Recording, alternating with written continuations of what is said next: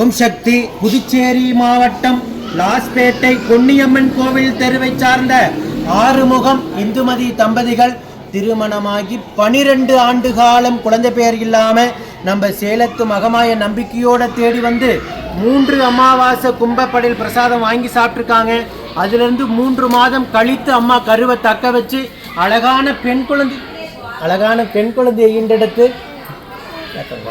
அப்படியே அழகான பெண் குழந்தையை ஈண்டெடுத்து அம்மனுக்கு தேங்காய் பழம் பூமாலை பட்டு வஸ்திரம் வேண்டுதல் கடனாக செலுத்திட்டு உங்க முன்னாடி சாட்சியா நின்றுட்டு இருக்காங்க. நம்ம அம்மாவை பத்தி என்ன நினைக்கிறீங்க? ஏன்னா 12 வருஷம் எவ்வளவோ வழி வேதனை நீங்க அனுபவிச்சிருப்பீங்க. அம்மாவை கும்பப்பள்ளி பிரசாதம் வாங்கி சாப்பிட்டு 6வது மாதம் மனமிறங்கி அம்மாவை மகளாக வந்து உங்களுக்கு பிறந்திருக்காங்க. இப்ப லட்சக்கணக்கான பக்தர்கள் இந்த வீடியோ மூலியமாக உங்களை பார்த்துட்டு இருப்பாங்க. அம்மாவை பத்தி என்ன சொல்ல விரும்புறீங்க? சக்தி உள்ள அம்மா. நீங்க அந்த அம்மனுடைய சக்தியை முழுமையாக அனுபவிச்சிருக்கீங்க. அம்மா உங்களுக்கு மனமிறங்கி குழந்தை வரத்தை கொடுத்துருக்காங்க. உயிருள்ள வரைக்கும் நீங்கள் அம்மாவை மறக்காமல் இருந்தால் அதுவே போதும், சரிங்களா?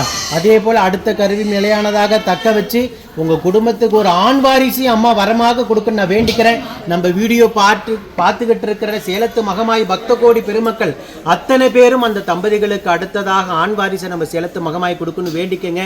சக்தி பராஜா.